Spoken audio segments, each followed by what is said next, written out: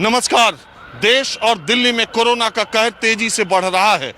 देश में मरीजों का आंकड़ा 1 करोड़ छूने वाला है। वहीं दूसरी तरफ दिल्ली में रोजाना मरने वालों की संख्या 100 से ज्यादा हो रही है, यानी हर घंटे 4 से ज्यादा कोरोना के मरीज दम तोड़ रहे हैं। स्थिति लगातार गंभीर से गंभीर होती जा रही है और अस्पतालों में मरीजों के आने का सिलसिला बहुत तेज हो गया है। इसलिए जब तक दवाई नहीं तब तक कोई ढिलाई नहीं। कोरोना की गंभीरता को जानने के लिए आज हम दिल्ली में निकले हैं और आपको भी दिखाएंगे तो आपकी रूह कांप जाएगी।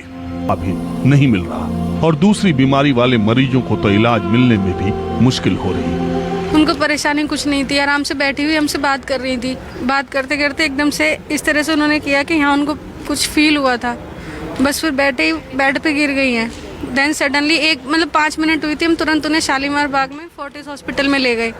वहाँ पे उन्होंने वेंटिलेटर पे रखा, ऑक्सीजन वगैरह दे रहे थे। शाम तक उनकी पल्स तो नॉर्मल थी, लेकिन कोई डॉक्टर नहीं आया। उनको अर्जेंट सर्जरी की ज़रूरत थी क्योंकि ब्लीडिंग रुक चुकी थी। MRI हुआ था, आधे घंटे के अंदर अंदर हम पहुँचे थे। पौन घंटे के अंदर MRI हो चुका था।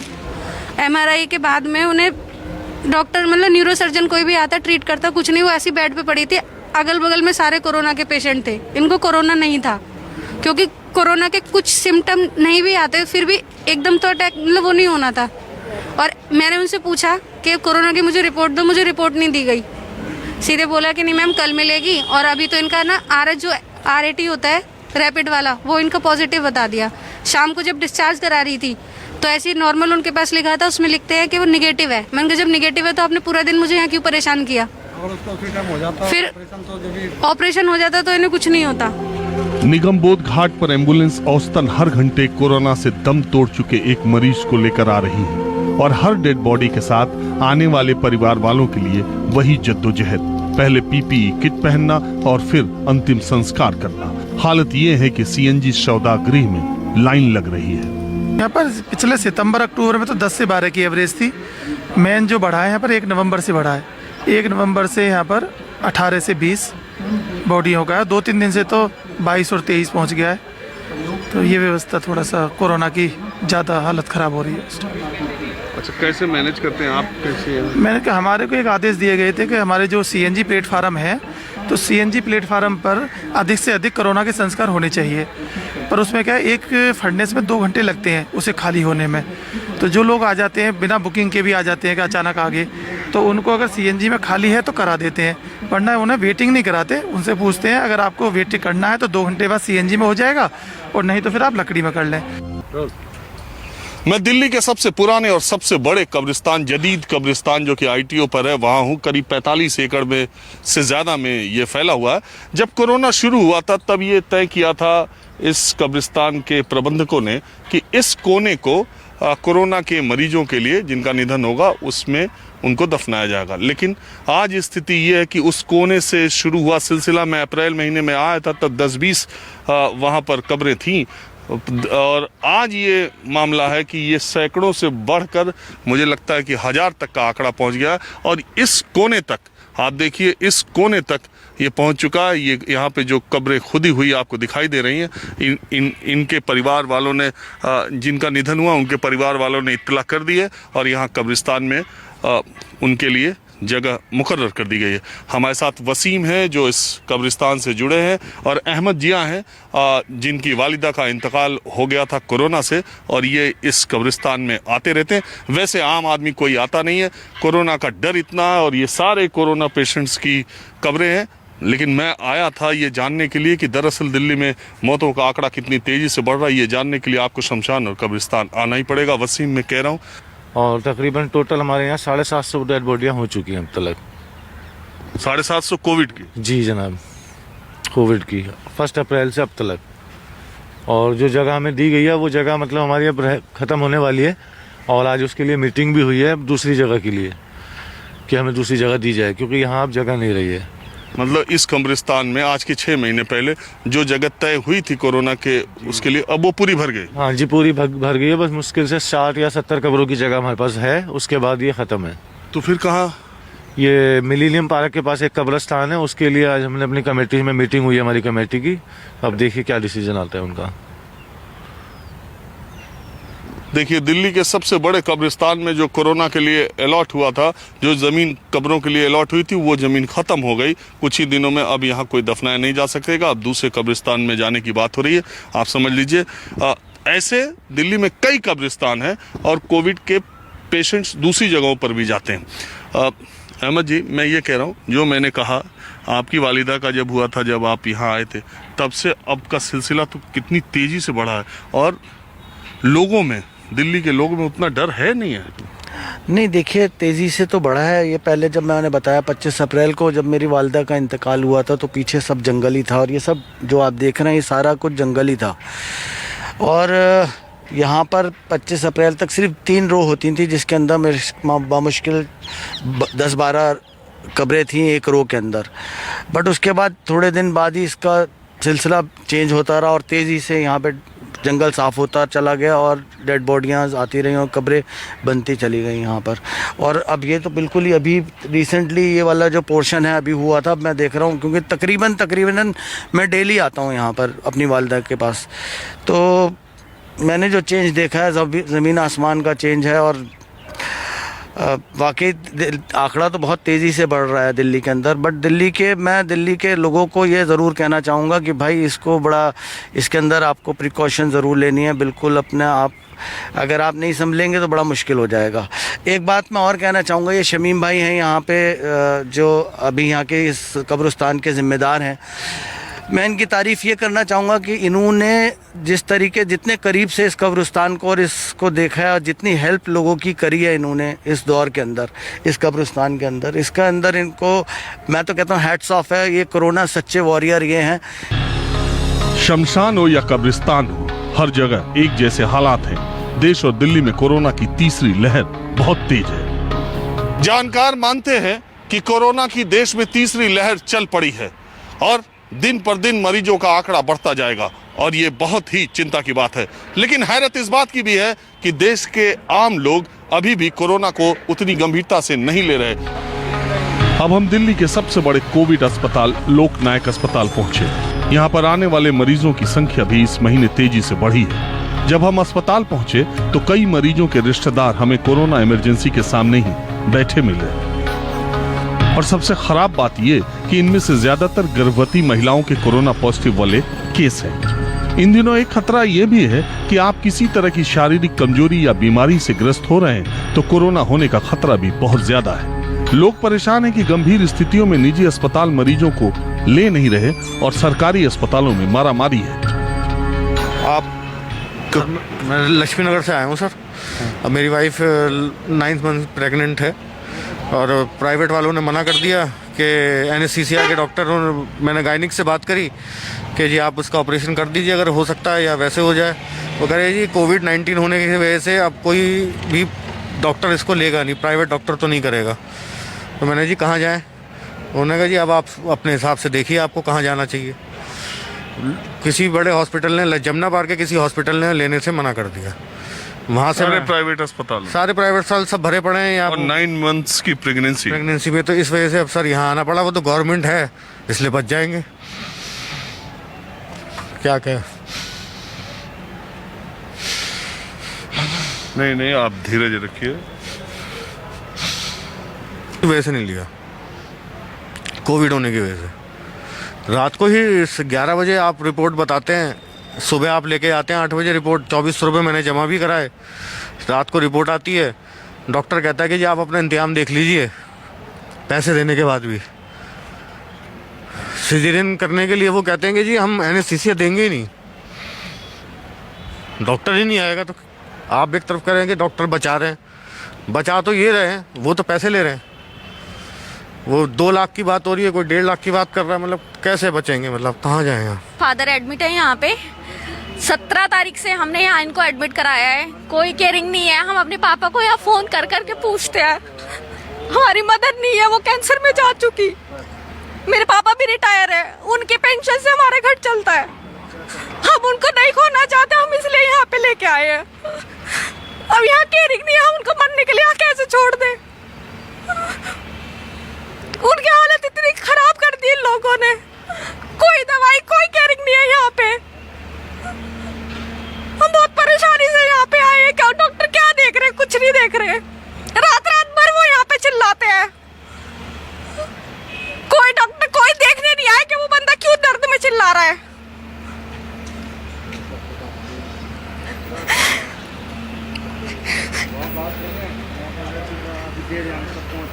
मेरे फादर हैं, फादर। आपके पिताजी? हाँ जी, हाँ जी।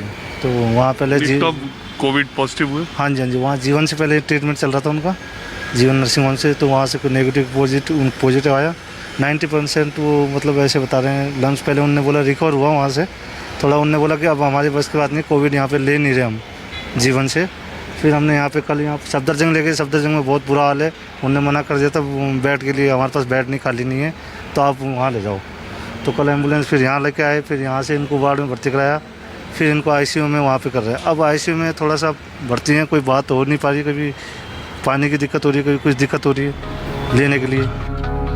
दिल्ली में लगातार बढ़ते मामलों ने केंद्र और दिल्ली सरकार दोनों को चौकन्ना कर दिया है। सरकारें अपनी तरफ से कोशिशें भी कर रही हैं और इसी में सियासत भी, लेकिन जमीन पर हालात बहुत खतरनाक है। जानकारों का कहना है कि हाल ही में बीते त्योहारों में लोगों ने सोशल डिस्टेंसिंग की धज्जियां उड़ाई हैं, जिसकी वजह से संक्रमण तेजी से फैल रहा है। दिल्ली के सबसे बड़े कोविड अस्पताल LNJP के medical director doctor Suresh Kumar ji हमारे साथ हैं। हम सुरेश जी ये जानना चाह रहे हैं कि जो नवंबर से एकाएक तेजी से कोरोना का सिलसिला देश और खास करके दिल्ली में बढ़ा है, इसकी वजह बहुत लोग टेम्परेचर को मान रहे हैं, बहुत लोग प्रदूषण को मान रहे हैं। क्या आने वाले दिनों में ये और तेज हो सकता है? देखिए, अभी नवंबर में जो केसेस बढ़े हैं, इसका मुख्य कारण ये है कि ये फेस्टिवल सीजन है और त्यौहार के टाइम में आपने देखा होगा कि दशहरा था, दिवाली, छठ पूजा, इन सब में आपने देखा होगा कि बहुत भारी संख्या में लोग घर से बाहर निकले और बाज़ारों में जिस तादाद में भीड़ देखी गई, आपने देखा होगा कि दिल्ली के सारे बाज़ारों में लोग सोशल डिस्टेंसिंग का पालन नहीं कर रहे थे, मास्क भी सही तरीके से नहीं लगा रहे थे या लापरवाही कर रहे थे। तो उसका नतीजा है कि काफ़ी जो ट्रांसमिशन है, जो बीमारी का जो फैलने की दर है, वो बढ़ी है और निश्चित रूप से दिल्ली के सभी अस्पतालों में मरीजों की संख्या भी बढ़ी। हमारे लोकनायक में भी पहले पेशेंट बीच में कम हो गए थे, पर अब अक्टूबर के लास्ट और नवंबर में काफ़ी पेशेंट बढ़ गए हैं और निश्चित रूप से ये थर्ड वेव है और जो मरीजों की संख्या है, जिनको कि ऑक्सीजन की आवश्यकता है, उनका नंबर भी काफ़ी बढ़ गया है।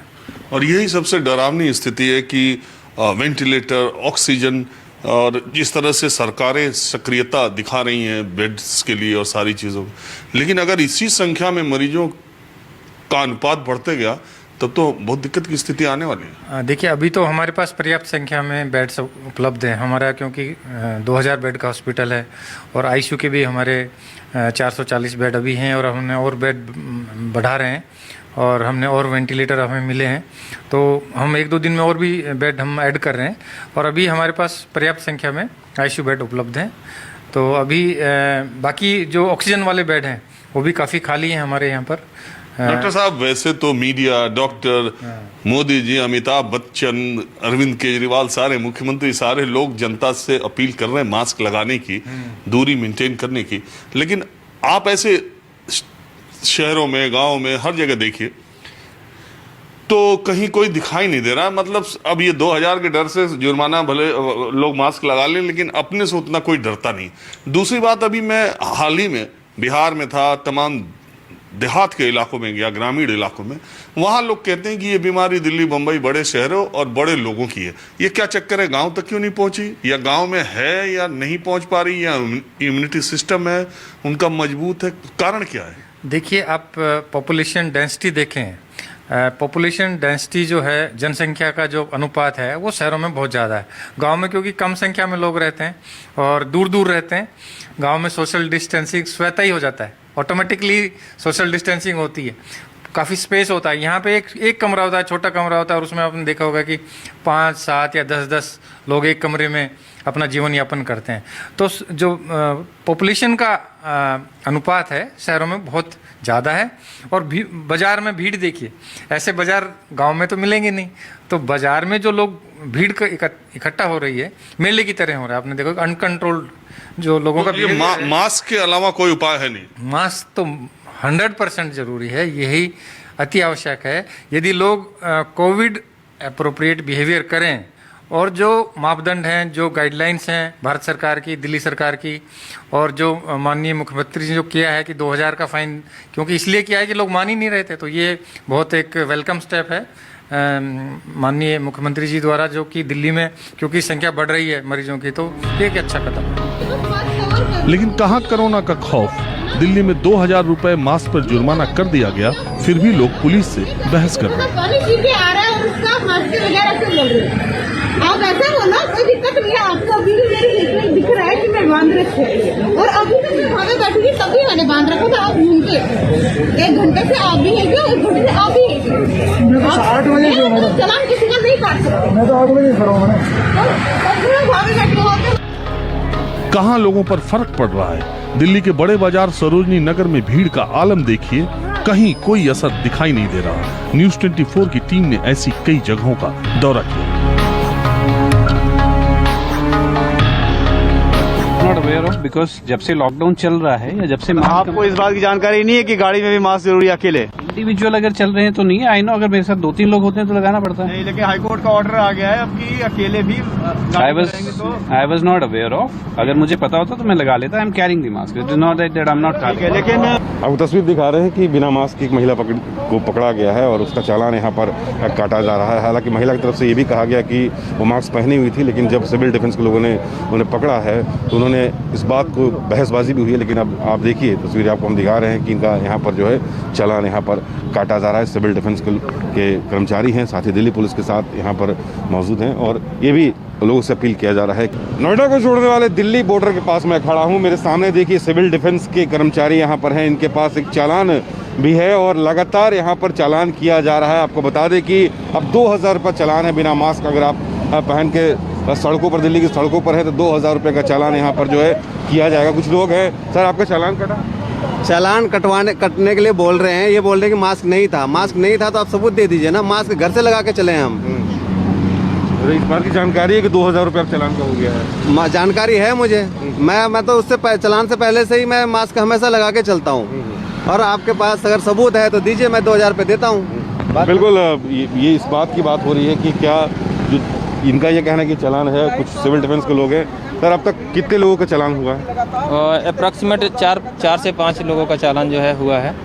और इसी तरीके से लोग जो है करते हैं कि जब भी हम गाड़ी रुकवाते हैं वो तुरंत से जो है मास्क तब तक नहीं लगाए रखते हैं, बाद में वो मास्क लगा के अपने आप को सही साबित करने की कोशिश करते हैं कि हम जो सिंगल जो ड्राइवर हैं उसका भी चालान आप कर रहे हैं? जो गाड़ी में सिंगल हैं, सिंगल ड्राइविंग कर रहे हैं? नहीं, जो सिंगल गाड़ी में सिंगल हैं उनका हम चालान नहीं कर रहे हैं। उनको हिदायत दे रहे हैं कि आप विंडो चढ़ा के रखिए या फिर जैसे ही आप गाड़ी से बाहर निकलते हैं तो आप मास्क लगा लीजिए। अच्छा, अब 2000 रुपये चालान का रेट हो गया है, क्या इसका भी अब डर नहीं है? नहीं, लोगों में तो डर है, डर तो बढ़ रहा है कि 2000 का चालान है तो पहले से, इसीलिए चालान पहले ज़्यादा होते थे तो अब कम हो रहे हैं। लोगों में डर तो है। और लड़ाई झगड़े का पहले कितने चालान होते थे, अब कितने हो रहे हैं? पहले अप्रॉक्सीमेट 20 के आसपास हो जाते थे, अब 3-4 ऐसे हुए हैं। तो बहसबाजी भी आपसे करते होंगे इस बात पे? बहसबाजी ज़्यादा कर रहे हैं और लोग सोच रहे हैं कि कोरोना जैसे कुछ है नहीं, लेकिन उनको जो है ये होना चाहिए कि कोरोना वाकई में है। उसी के लिए हम लोग यहाँ पे हैं। जब वो रात में सोते हैं तब हम यहाँ पे ड्यूटी पर होते हैं। बिल्कुल सख्ती किया गया है दिल्ली सरकार की तरफ से। जहाँ 500 रुपये चालान का था अब 2000 रुपये कर दिया गया है, लेकिन उसके बावजूद भी लोगों के भीतर जो है जागरूकता नहीं है। लोग ये सोच रहे हैं कि कोरोना कुछ भी नहीं है, ऐसा सिविल डिफेंस के लोगों का कहना। और दिल्ली पुलिस के साथ सिविल डिफेंस के जो लोग हैं यहाँ लगातार यहाँ पर चालान किया जा रहा है। और साथ ही साथ यहाँ भी आपको देखिए कि एक ये भी बात कही जा रही है कि बहसबाजी अगर बिना कोई मास्क का पकड़ा जा रहा है तो सिविल डिफेंस और पुलिस से बहसबाजी भी ये कर रहे हैं कि वो मास्क पहने हुए थे। अब तक जो चालान आप कर रहे हैं, क्या बहसबाजी भी लोग कर रहे हैं? सर इसमें बहसबाजी तो है क्योंकि अमाउंट बढ़ा दिया गया है, पहले से 2000 का चालान कर दिया गया है। तो लोगों के लिए तो बहुत हार्ड हो गया ये, क्योंकि पहले 500 रुपये था, अब 2000 कर दिया गया। तो लोगों, अब बहुत से लोग बहसबाजी करते हैं इस चीज़ में। बिल्कुल, सिविल डिफेंस के लोगों का ये कहना है कि इस पर बहस भी हो रही है, लेकिन दिल्ली पुलिस मौके पर है और एट ए टाइम ही चालान किया जा रहा है। लेकिन हमारी भी आपसे अपील है कि जब भी आप घर से बाहर निकले मास्क लगाकर ज़रूर सड़कों पर उतरे, क्योंकि कोरोना जैसे महामारी को से लड़ने के लिए, उससे दूर भगाने के लिए मास्क ही एक सबसे ज़रूरी चीज़ है। हमने आपको दिखाया कि कोरोना का कहर कितनी तेजी से दिल्ली और देश में फैल रहा है। हमने आपको ये भी दिखाया कि अभी भी आप कितने लापरवाह हैं और पुलिस के साथ बहस में उलझे हुए हैं। लेकिन न्यूज़ 24 अपनी मुहिम भी चला रहा है। हम जिन लोगों को या जरूरतमंद लोगों को मास्क भी बांट रहे हैं। हमारी सहयोगी दिव्या अग्रवाल ने आज जगह जगह न्यूज़ 24 की तरफ से मास्क बांटे। अब न्यूज 24 पहुंच चुका है अर्जुन दास कैंप लक्ष्मीबाई नगर में और हम यहाँ झुग्गी बस्ती में आ गए हैं और यहाँ पे बहुत से लोग ऐसे दिखे जिन्होंने मास्क नहीं लगा रखा था। तो न्यूज 24 अपनी मुहिम के मद्देनजर इन तमाम लोगों को मास्क देगा और आज के समय जो मास्क सबसे बड़ी जरूरत है उनकी वो पूरा करेगा। सबसे पहले यहाँ पे ये बुजुर्ग महिला बैठी हैं। आंटी जी ये लीजिए, आंटी जी ये मास्क लीजिए और इसे लगाइए। ये लीजिए मास्क लगाइए। अभी हमारे सामने ये खोल के आप लगाइए और जब भी आप अपने घरों से बाहर निकले तो इस मास्क का इस्तेमाल जरूर करें। ये ध्यान रखिए कि मास्क आपके चेहरों पर जरूर होना चाहिए।